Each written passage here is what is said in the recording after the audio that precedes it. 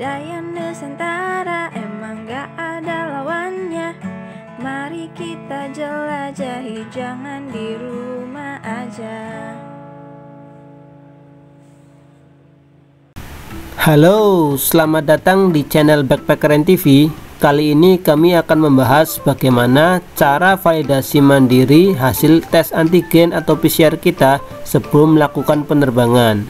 Kami juga akan memberikan beberapa tips yang sangat penting tentang vaksin, PCR, dan antigen.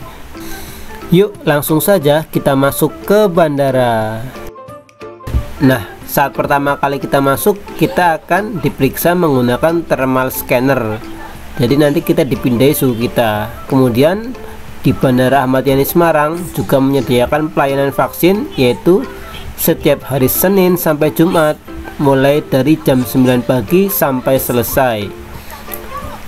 Ini bagi penumpang yang belum memiliki kartu vaksin atau yang untuk dosis kedua juga bisa. Selain layanan vaksin, di Bandara Ahmad Yani Semarang juga menyediakan layanan PCR dan antigen.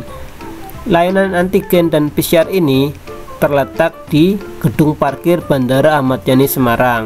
Di sini ada 3 klinik yang siap beroperasi dari jam 7 pagi sampai dengan jam 3 sore. Bagi yang ingin tes antigen atau PCR di sini, pastikan waktunya cukup sesuaikan dengan jadwal penerbangan masing-masing ya. Nah, kembali lagi ke proses validasi mandiri tadi. Nah, di sini ada beberapa komputer yang disediakan oleh bandara setempat untuk melakukan validasi mandiri. Yuk langsung saja kita menuju ke salah satu komputer untuk melihat bagaimana validasi mandiri tersebut. Yuk. Nah, berikut adalah bagaimana cara validasi mandiri di Peduli Lindungi. Di sini kita ambil contoh, kita berasal dari Bandara Semarang. Nah, di sini kita bisa lihat, di sini kita bisa mengetikkan bandara tujuan. Kita bisa mengetik langsung nama bandaranya atau nama kota yang kita tuju, misalnya Banjarmasin, atau juga bisa ditulis sesuai dengan kode bandaranya. Seperti ini, misalnya kita BDJ Banjarmasin. Nah, setelah itu muncul, kemudian berikutnya kita tulis NIK kita.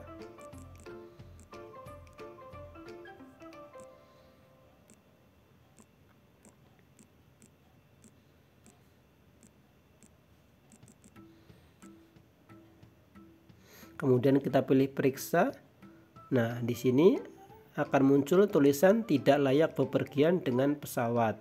Atas nama tersebut, NIK tersebut sudah vaksin 3 kali, tetapi masih belum layak terbang karena PCR-nya tidak ditemukan dan hasil antigen juga tidak ditemukan.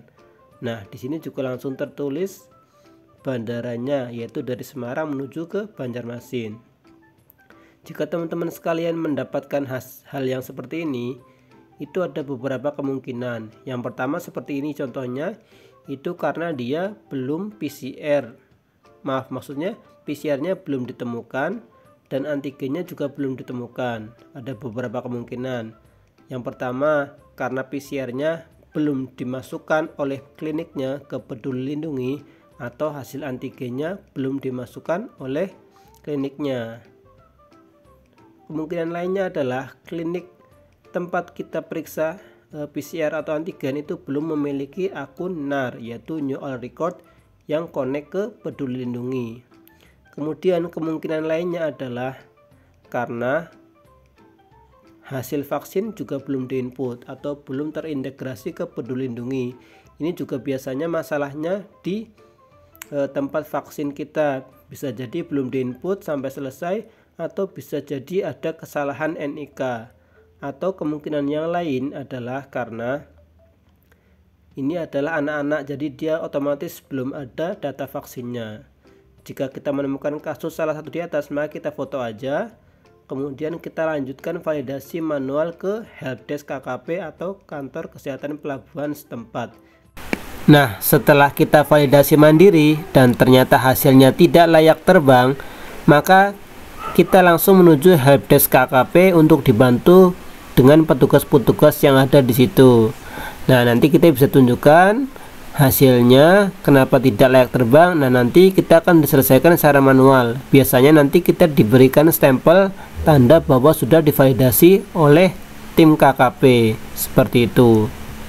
Nah, kemudian kita cek ulang, kita cek kembali, misalnya tujuannya sama atau kita ganti aja tujuannya, misalnya ke Pangkalan Bun misalnya. Nah, seperti ini kita tulis kode bandaranya, kita pilih, kemudian kita masukkan NIK. Nah, kemudian kita masukkan NIK, kita periksa. Nah, di sini kita langsung tertulis layak bepergian dengan pesawat atas nama tersebut. NIK tersebut sudah vaksin 2 kali, penerbangan dari Semarang ke Pangkalan Bun. Hasil PCR tidak ditemukan, tetapi hasil antigen ditemukan dan masih berlaku. Jadi sebagai pertanggal ini ya, video ini dibuat tanggal 15 November 2021. Antigen 1x24 jam dan PCR 3x24 jam sejak pengambilan sampel. Nah, jika kita sudah menemukan hasil seperti ini layak terbang, maka silahkan kita foto dengan HP kita, kemudian nanti kita langsung menuju counter check-in sesuai pesawat kita masing-masing. Nah, nanti di security check kita tinggal tunjukkan hasil foto layak terbang ini ke petugas AFSEC di bandara. Nah, jika hasil validasi mandiri kita sudah hijau atau layak terbang, atau kita sudah mendapatkan hasil validasi dari KKP, kita bisa langsung menuju ke area check-in.